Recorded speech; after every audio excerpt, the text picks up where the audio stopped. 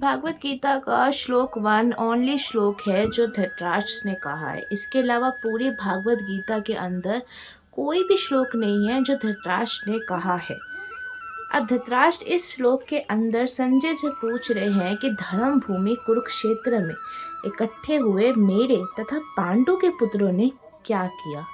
अब धृतराष्ट्र संजय से इसलिए पूछ रहे हैं क्योंकि देखो, पहला रीज़न तो यही है कि धृतराष्ट्र अंधे हैं, सिर्फ आंखों से ही नहीं, पुत्र मोह में भी अंधे हैं।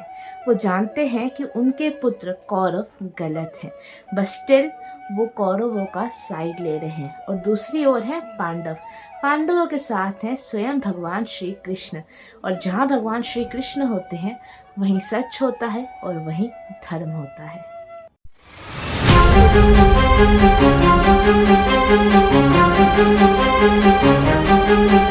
जय जय श्री राधे, जय माता दी। तो आज की इस वीडियो में हम लोग बात करने वाले हैं भागवत गीता के पहले श्लोक की, और ये जानेंगे कि भागवत गीता का पहला श्लोक कब कहा गया है, किसने कहा है और क्यों कहा है। किसने कहा है ये तो हमने जान लिया, कब कहा है अब ये जानते हैं। महाभारत का युद्ध बस शुरू होने को है और आमने सामने युद्ध लड़ने के लिए आ चुके हैं पहले तो कौरव और दूसरे धर्म के साथ देने वाले पांडव। पांडव वो हैं जिन्होंने बचपन से ही सच और धर्म का साथ दिया है। हाँ, ये साथ देते देते उन्हें काफी मुश्किलों का सामना करना पड़ा, अपने ही घर अपने महल से दूर रहना पड़ा, इवन अपनी ही पत्नी द्रौपदी का अपमान तक सहना पड़ा, बट उन्होंने कभी भी धर्म और सच का साथ नहीं छोड़ा। इसी की वजह से भगवान श्री कृष्ण आज उनके साथ इस युद्ध में खड़े हैं। भगवान श्री कृष्ण ने बट एक वचन दिया है पांडवों को कि मैं युद्ध नहीं लड़ूंगा, मैं तुम्हारा साथ जरूर दूंगा पर युद्ध नहीं लड़ूंगा। इसलिए भगवान श्री कृष्ण यहाँ पे अर्जुन के रथ के सारथी बने हैं। और वहाँ दूसरी ओर कौरव थे तो पांडवों के भाई, पर भाई जैसे उन्होंने कभी कोई काम नहीं करा। अपने आप को हमेशा राजा बनाए रखने के लिए उन्होंने हर छल हर कपट बचपन से करा है, और यही आज परिणाम है कि दोनों भाई आपस में सामने खड़े। ये युद्ध सिर्फ भाई भाई में नहीं है, ये युद्ध था धर्म और अधर्म के बीच। श्री कृष्ण धर्म के साथ थे और कौरव अधर्मों के साथ। इसलिए धृतराष्ट्र के मन में ये चिंता है कि भला धर्म भूमि में हो क्या रहा है। कुरुक्षेत्र का धर्म भूमि इसलिए कहा गया है क्योंकि कुरुक्षेत्र देवताओं का भी तीर्थ स्थल है, देवता तक उस स्थान को पूजते हैं।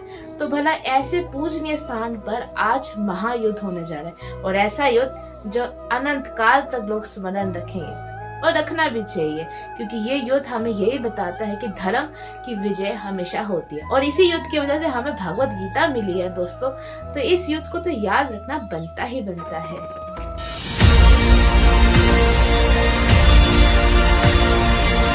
हर किसी में इच्छाएं होती हैं, धृतराष्ट्र में भी थी। तो क्या इच्छाओं का होना गलत है? बिल्कुल नहीं। इच्छा तो मानव होने का एक हिस्सा है, वो अपने आप में गलत नहीं है। गलत है उनके पीछे लालच से अंधा हो जाना और जानते हुए भी सही रास्ते से दूर चले जाना।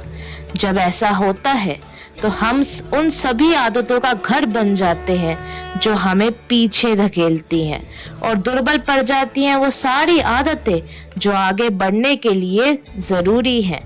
धृतराष्ट्र का पुत्र मोह भी शायद गलत नहीं था, स्वाभाविक था। गलत था तो उस मोह में अंधा हो जाना, किसी भी छोटी या बड़ी बात को लेकर किसी भी गलती पर अपने पुत्रों को सही रास्ता ना दिखाना, ये गलत था। पर क्या ये गलतियां आपसे नहीं हो सकती? बिल्कुल हो सकती हैं, ये भी स्वाभाविक है। पर जब गलतियां बार बार जानते बूझते दोबारा दोहराए जाए तो वो गलतियां नहीं, स्वभाव बन जाता है।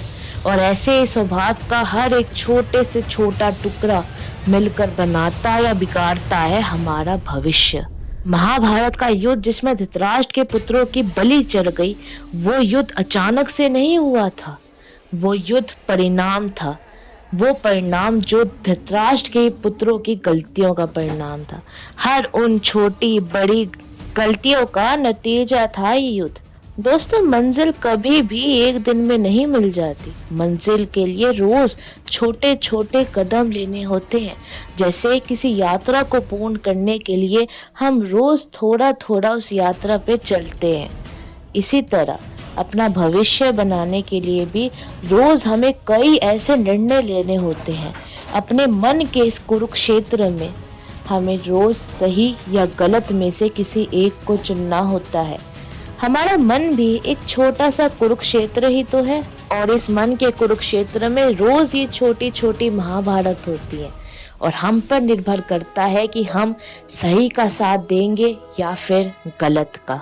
सही समय पे सही निर्णय लेना बहुत जरूरी है, और ये सही और गलत निर्णय में फर्क हमारा अंतर मन बहुत अच्छे से जानता है। बस जरूरत है तो उस चीज को पालन करने की, और यही छोटी छोटी लड़ाइयाँ तय करती हैं हमारा भविष्य। बट ये डिसीजन तुम्हारा होगा दोस्त, कि ये तुम्हें सोचना है कि तुम अपने अंदर किन आदतों को घर यानी जगह दोगे, उन आदतों को जो हमें विनर बनाएंगी या फिर उन आदतों को जो हमें एक लूजर बना के रख देंगी। सोचना और करना हमें और तुम्हें ही है, क्योंकि ये महाभारत हमारे और तुम्हारे मन की है, इसलिए इसमें जीत भी हमारी है और हार भी तुम्हारी। चलो एक और छोटा सा एग्जाम्पल देते हैं। मान लो आज तुमने डिसाइड करा कि अब तो मैं बिल्कुल हेल्दी लाइफस्टाइल जीऊंगा, तो यार जब ये डिसाइड करा है तो अंदर मन तो कहेगा मीठा खाने का बड़ा ही मन है। तो पहला डिसीजन तो यही हो गया कि मीठा खाना है या नहीं, और दूसरा डिसीजन ये कि यदि खाना है तो कितना खाना है यानी कंट्रोल।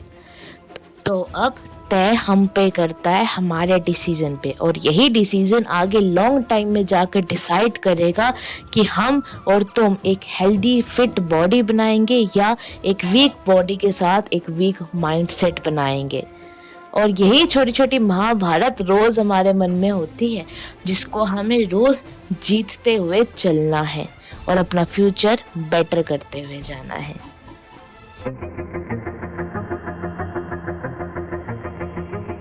क्या धृतराष्ट्र के लिए पुत्र प्रेम गलत था? नहीं, बिल्कुल भी नहीं, ये बिल्कुल नेचुरल था। गलत था तो उस पुत्र प्रेम में अपनी मन की आंखें भी बंद कर लेना, लाड प्यार में पहले पुत्रों की छोटी गलतियां और बाद में पावर की लालच में उनकी बड़ी बड़ी गलतियां देखकर भी अनदेखा कर देना, सही मार्गदर्शन यानी गाइडेंस ना देना, ये गलत था।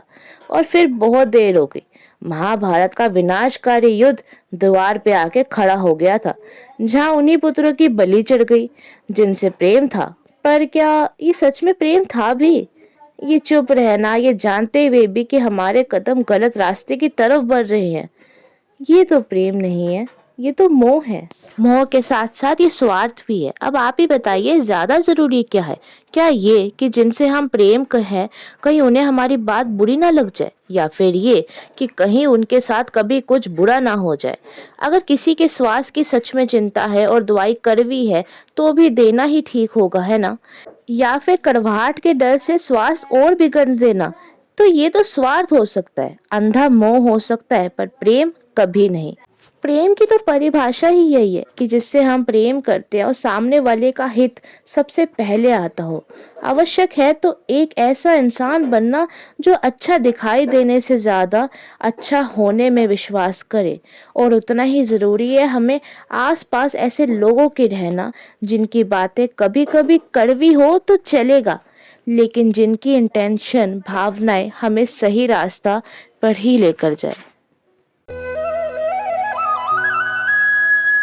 धृतराष्ट्र के मन में यही आशा चल रही है बस कि पांडव अपना मन बदल ले और वो इस युद्ध से पीछे हो जाए, और ऐसे में कौरव बिना कोई युद्ध करे ही जीत जाएंगे।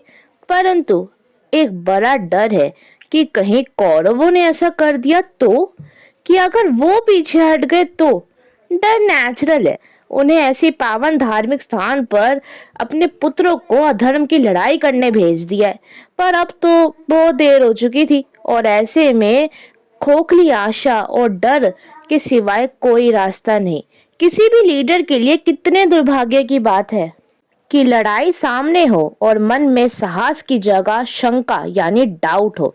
प्रोफेशनल लाइफ में भी हम भी तो एक लीडर ही हैं, फिर चाहे औरों के हो या स्वयं अपने खुद के हो, हम सबके सामने भी कई लड़ाइयाँ आएंगी, और मैदान में हमारा साहस, हमारी करेज ही इस बात पर डिपेंड करेगी कि लड़ाई करने की हमारी वजह कितनी सच्ची है। जहाँ सच है वहाँ डर कहाँ, और सबसे ज़रूरी बात, लड़ाई कभी अकेले नहीं जीती जाती। हमें आवश्यकता है यानी ज़रूरत है कि हम ऐसे लोगों को साथ रखें जो हमें सलाह दे सके, और वही लोग जो सच में हमारा अच्छा चाहते हैं, ना कि केवल हमारे सामने अच्छा दिखाना। ऐसे वेल विशर मिल जाए तो बिना किसी अहंकार यानी ईगो के उन्हें सुन लेने में ही हमारी भलाई है। धृतराष्ट्र ने ऐसा कुछ भी नहीं किया था। तन की आंखें तो बंद थी ही, अपने अंतरात्मा की आंखें भी बंद कर ली थी। कान में पड़ने वाली सारी सलाहों को अनसुना कर दिया था। अब महाभारत का युद्ध सामने है और डर और शंका दोनों धृतराष्ट्र को घेर रहे हैं। अब कुछ फैक्ट्स भागवत गीता को लेकर।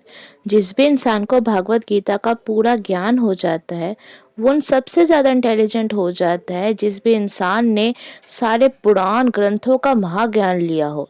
इट मीन्स अगर आपको भागवत गीता का पूरा ज्ञान है तो आप उस इंसान से बहुत इंटेलिजेंट है, चाहे उस इंसान ने फिर पूरे ग्रंथ महाग्रंथ सब पढ़े हो, क्योंकि भागवत गीता ग्रंथों का भी महाग्रंथ है। एंड सेकंड फैक्ट ये है कि संजय वेद व्यास के स्टूडेंट थे, यानी वेद व्यास जी उनके टीचर थे और संजय उनके शिष्य थे। इसी की वजह से संजय को दिव्य दृष्टि प्राप्त थी, यानी वो धृतराष्ट्र के कमरे में बैठे बैठे उन्होंने पूरी महाभारत देखी और इवन उन्होंने पूरी भागवत गीता भी सुनी। नेक्स्ट वीडियो में हम लोग देखेंगे भागवत गीता का चैप्टर 1 का श्लोक नंबर 2 और ये जानेंगे कि आप उस महाज्ञान को अपनी लाइफ में कैसे यूज कर सकते हैं। तो वीडियो पसंद आई तो लाइक कमेंट शेयर जरूर करिएगा, चैनल को सब्सक्राइब भी कर दीजिएगा। मिलते हैं नेक्स्ट वीडियो में, तब तक के लिए राधे राधे।